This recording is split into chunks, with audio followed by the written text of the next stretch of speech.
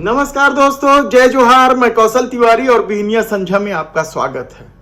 लोकसभा चुनाव में कांग्रेस ने भले ही बेहतर प्रदर्शन किया हो 2014 और 2019 के मुकाबले, लेकिन आधा दर्जन से ज्यादा ऐसे राज्य हैं जहां कांग्रेस अपना प्रदर्शन सुधार लेती तो न तो देश के प्रधानमंत्री नरेंद्र मोदी तीसरी बार प्रधानमंत्री बनते और न ही इतना मारामारी होता।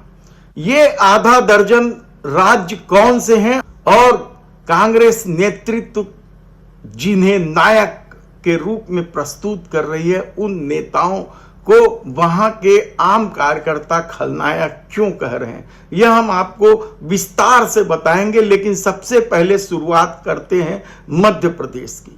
मध्य प्रदेश में 29 सीटें हैं, जिसमें से कांग्रेस कोई भी सीट नहीं जीत पाई। यहां तक कि परंपरागत गढ़ माने जाने वाली छिंदवाड़ा सीट भी इस बार कांग्रेस हार गई। छिंदवाड़ा यानी कमलनाथ, और वहां से चुनाव लड़ रहे थे उनके पुत्र नकुलनाथ। आखिर ऐसी क्या परिस्थिति बन गई कि विधानसभा चुनाव के बाद लोकसभा के चुनाव में भी कांग्रेस की स्थिति बेहद खराब हो गई। ये सवाल इसलिए महत्वपूर्ण है क्योंकि गांधी परिवार का कमलनाथ सबसे करीबी व्यक्ति है और उन पर भरोसा इस हद तक किया गया कि उन्हें जब मध्य प्रदेश में 2018 में सत्ता मिली तो कमलनाथ को मुख्यमंत्री बना दिया गया। दिग्विजय सिंह से लेकर ज्योतिरादित्य सिंधिया सब विरोध कर रहे थे, लेकिन उसे नजरअंदाज करके कमलनाथ को मुख्यमंत्री बनाया गया। लेकिन अचानक सिंधिया की नाराजगी बढ़ी और सत्ता पलट गई। शिवराज सिंह चौहान मुख्यमंत्री बन गए। टिकट वितरण के समय भाजपा में जबरदस्त विरोध के स्वर थे। ऐसा लग रहा था कि भाजपा बुरी तरीके से हार जाए, लेकिन जब विधानसभा चुनाव के नतीजे सामने आए तो भारतीय जनता पार्टी की बम्पर जीत हुई थी और इस जीत से उत्साहित नरेंद्र मोदी और अमित शाह की जोड़ी ने शिवराज सिंह चौहान को किनारे कर दिया। लेकिन जब लोकसभा का चुनाव हुआ तो शिवराज सिंह चौहान को टिकट दे दिया लोकसभा चुनाव लड़ने के लिए। तब ऐसी क्या परिस्थिति थी? क्या सत्ता में बने रहने के दौरान कमलनाथ ने अपनी मनमानी की, या फिर एक सवाल तो यह भी है कि केंद्र जिस तरीके से खेल खेलते रही है ईडी और सीबीआई को लेकर, तो क्या उसने कमलनाथ को साध लिया?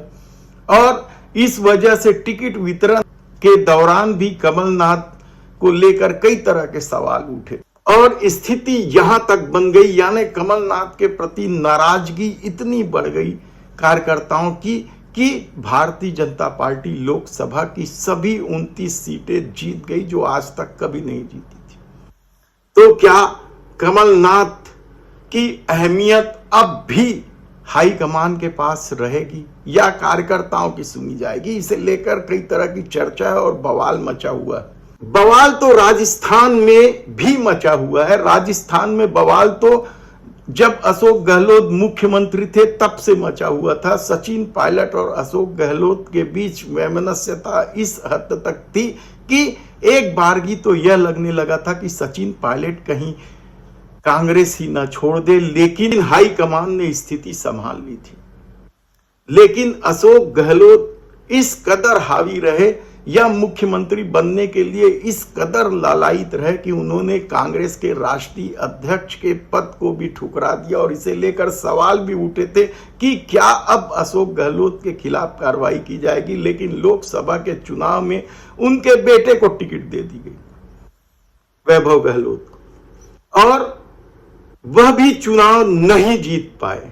यानी आप सोचिए कि अशोक गहलोत की छवि किस कदर बिगड़ चुकी है, लेकिन हाई कमान का भरोसा टूट नहीं रहा है, या फिर अशोक गहलोत एक छत्रप के रूप में इस कदर ताकतवर हो गए हैं कि कांग्रेस हाईकमान उनकी अनदेखी नहीं कर पा रही है।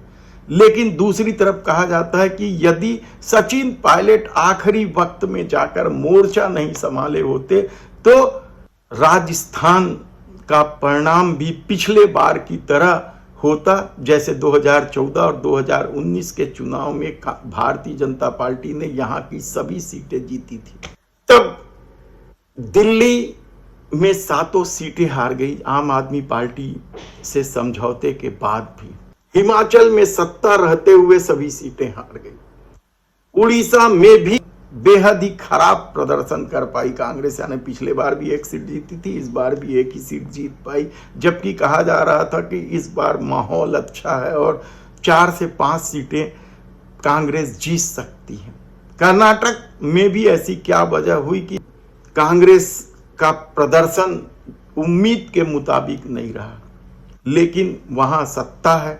देखना है कि आने वाले दिनों में वहां किस तरीके से बवाल मचेगा या किस तरीके का खेल हाईकमान खेलेगी, क्योंकि कर्नाटक कांग्रेस 2 गुटों में स्पष्टतः बटी हुई है। दिल्ली में तो एन वक्त पर कांग्रेस के प्रदेश अध्यक्ष लवली ने भारतीय जनता पार्टी ज्वाइन कर लिया था। टिकट को लेकर भी कई तरह के प्रयोग कांग्रेस ने किए थे, यहां तक कि आम आदमी पार्टी से समझौता भी किया था। और कहा जा रहा है दिल्ली में प्रदर्शन को लेकर भी कांग्रेस के भीतर बवाल मचा हुआ है। और चर्चा इस बात की है कि जो काकस बैठे हैं पार्टी मुख्यालय में, वे भी अपना खेल खेलते हैं, तो क्या वे लोग छत्तीसगढ़ में भी खेल खेलें? क्योंकि छत्तीसगढ़ के पूर्व मुख्यमंत्री भूपेश बघेल का विधानसभा चुनाव में 75 पार का नारा था, 75 पार का दावा था, या कांग्रेस हाईकमान को भरोसा दिलाया था। लेकिन जब परिणाम हुए तो इतिहास के सबसे निचले स्तर पर आ गई कांग्रेस। छत्तीसगढ़ में इतनी खराब स्थिति कांग्रेस की कभी नहीं रही, 34-35 सीट में आकर सिमट गई। और इसके लिए जिम्मेदार भूपेश बघेल को ही बताया जा रहा है। कहा जा रहा है कि उनके भ्रष्टाचार के जो आरोप मढ़े थे, आरोप जो लगाए गए थे भारतीय जनता पार्टी के द्वारा, वह खूब बड़ा हो गया था। लेकिन इसके अलावा एक और चर्चा भी है कि अपने पुत्र को बचाने के लिए क्या भूपेश बघेल ने कोई सेटिंग की थी। हालांकि बड़े बड़े दिग्गज हार गए छत्तीसगढ़ में, कई मंत्री और कई दिग्गज नेता, और बड़े लंबे अंतर से हारे हैं जिनकी कल्पना नहीं की जा सकती। इसलिए ईवीएम पर भी सवाल उठे थे। लेकिन लोकसभा चुनाव में भी भूपेश की ही चली, उनके मुताबिक टिकट दी गई। तब सवाल यह है कि क्या हाई कमान का भरोसा भूपेश पर कायम है, या भूपेश बघेल ने मुख्यमंत्री रहते हुए जो दिल्ली के काकस को सेट कर लिया था, वे लोग अब भी भूपेश बघेल के साथ खड़े हैं। और यहाँ के कार्यकर्ता जो बेहद विरोध में हैं, जिनकी नजर में भूपेश बघेल किसी खलनायक से कम नहीं है, एक समय नायक भी थे वो उन्हीं कार्यकर्ताओं के लिए, क्योंकि छत्तीसगढ़िया संस्कृति को लेकर नरवा गरवा गुरुआ बारी, कौशल्या माता की मंदिर, धान के उपज का शानदार कीमत देने के लिहाज से वे कार्यकर्ता जो उन्हें नायक समझ रहे थे, अचानक भूपेश बघेल खलनायक क्यों हो गए? यह सवाल खुद भूपेश बघेल को भी सोचना समझना चाहिए कि आखिर कार्यकर्ता उनसे इस कदर क्यों नाराज हो गए।